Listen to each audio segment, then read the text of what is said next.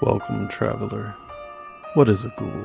In layman's terms, a ghoul is an evil being that feeds on dead bodies. If you're a fan of anime, then you've probably already heard of the series called Tokyo Ghoul.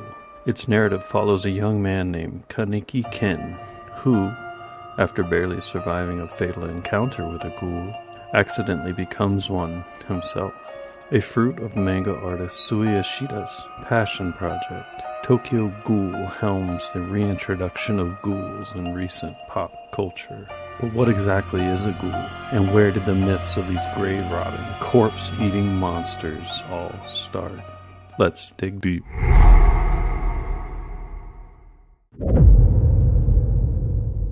First used in William Beckford's Orientalist novel, Vathek, in the year 1786. The term ghoul has continued to broaden its meaning over time. Some records say they're monsters, some say demons, while others think that they're malevolent spirits, simply looking for corpses to munch on. Either way, they seem to be pretty interesting creatures in their own rights, giving life to some of the most gripping pieces of literature, art, and media. Ghouls look as if they're ready to take on every definition of the world has assigned them. But no matter how many interpretations this creature gets, it still most definitely has an origin of a sort. A single speck that started it all for these corpse-devouring monsters. It all started with a tale told by traders from early Mesopotamian civilization. It was about a demonic being believed to inhabit burial grounds and other deserted places. They called it the Ghouls. According to the legend, it was an Akkadian demon of an ancient Mesopotamian underworld. But how did the Ghouls turn into the modern ghoul that we know today? Well, we have the Arabian nomads to thank for that. While historians generally trace back the origin of these grave-digging entities to the people of Mesopotamia, records show that if not for their constant contact with the Arab Bedouins, the lore of the Ghouls demons wouldn't have circulated. And the ghoul that we now know probably wouldn't be the same. So how did the early Arabians pass on the story of the Ghouls? Simple, by word of mouth. After all, it's one of the easiest ways to deliver information.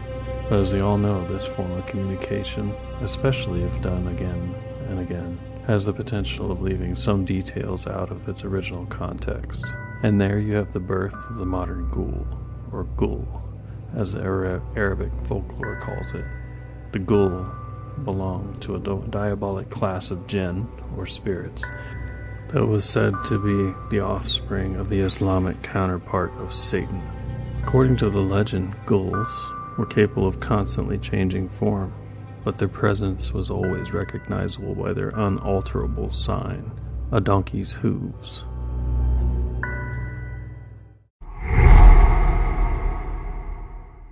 When Antoine Galland translated the 1001 Nights, also known as the Arabian Nights, a collection of tales from the Islamic Golden Age into French in the 18th century, people were thrilled. Little did they know that some details were either lost in translation or altered, one of which was that of the Arabic ghoul. It was written in a way that would make the creature more terrifying, and the idea that ghouls dig graves and eat cadavers started with this translation. From the Mesopotamian Galu, the Arabian ghoul, and the modern ghoul, this was indeed a monumental retelling of the chilling lore, and the rest was history. Ghouls aren't humans, nor did they used to be.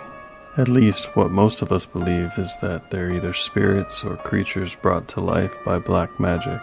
Zombies, on the other hand, are known to be reanimated dead human bodies, created by voodoo or through the bite of another zombie. So while a moving corpse would have no thoughts whatsoever and are mainly driven by their need to feed on human flesh, ghouls, considering their general definition, would have the brain power and can even make decisions of their own. Nevertheless, it's obvious that both ghouls and zombies put their own spin on the body-eating trope in supernatural stories that have lived down through the generations. As for ghouls, there is no doubt they will continue to endure more ages to come. The lore that's integrally cemented in the Arab culture, even older than the religion of Islam itself. The tale of ghouls is, and will always be, one of the greatest gifts of ancient history.